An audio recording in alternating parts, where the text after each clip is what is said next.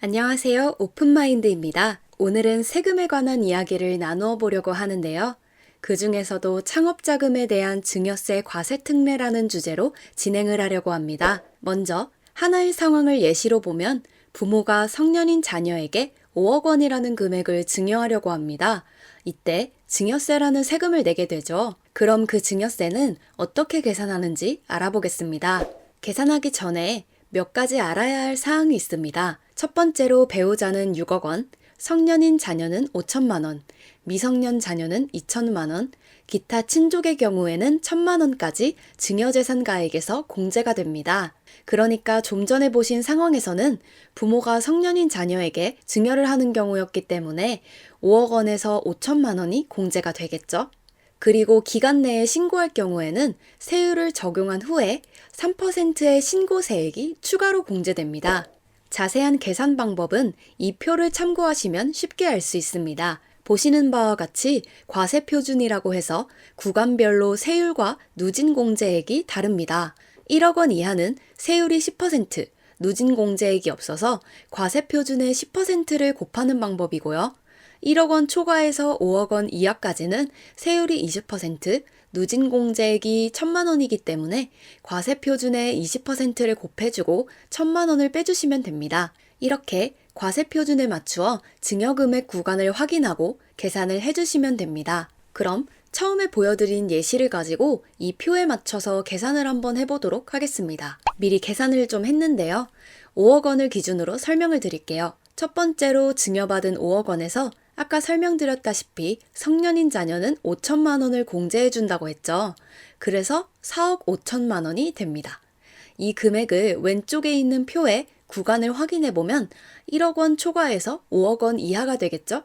그럼 이 계산법을 따라서 4억 5천만 원에서 세율 20%를 곱해주고 누진공제액 1천만 원을 빼주면 8천만 원이라는 금액이 나옵니다. 물론 처음에 말씀드렸던 신고세액 추가 공제가 있지만 여기서는 적용하지 않겠습니다.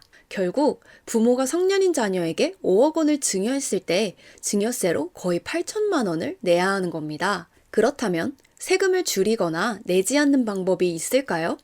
네, 있습니다. 창업자금에 대한 증여세 과세 특례를 이용하면 됩니다. 그럼 지금부터 이 과세 특례에 대해 알아보도록 하겠습니다. 창업자금에 대한 증여세 과세 특례는 증여의 목적이 창업자금인 경우에 적용이 됩니다. 그리고 증여세 신고기한까지 특례 적용을 신청해야 하고요. 창업자금을 최대 30억 원까지 5억 원을 공제해주고 10%의 특례 세율을 적용한다고 합니다. 창업을 통해 10명 이상 신규로 고용한 경우에는 50억 원까지 가능하다고 하네요. 그렇다면 새로운 예시를 한번 들어볼게요. 아까와는 다르게 부모가 성년인 자녀에게 10억 원이라는 금액을 증여했을 때의 증여세에 대해서 알아보겠습니다. 10억 원을 기준으로 일반적인 증여세를 계산해보면요.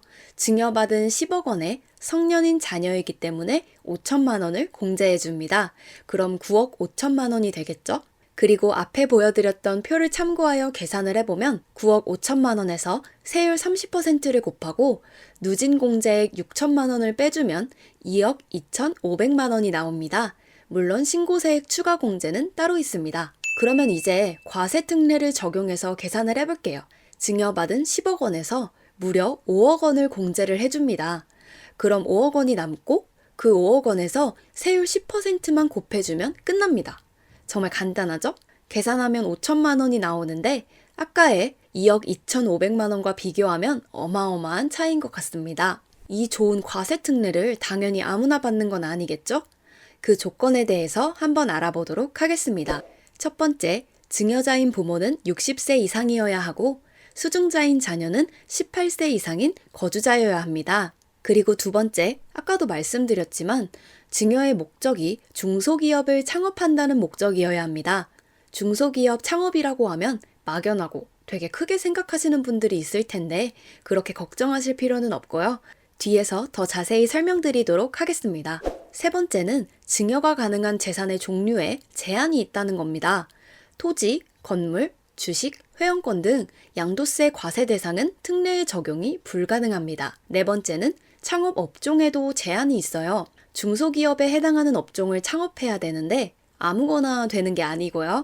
유흥업소나 비디오 감상실 같은 업종은 제외가 됩니다. 제가 업종을 조금 적어놨는데 음식점, 출판, 방송업, 전기통신업, 광고업, 노인복지시설 등이 가능합니다. 더 많은 업종들이 당연히 가능하고요. 실제로 이 특례를 받고 싶으신 분들은 이 부분에 대해서 더 자세히 찾아보시면 좋을 것 같습니다.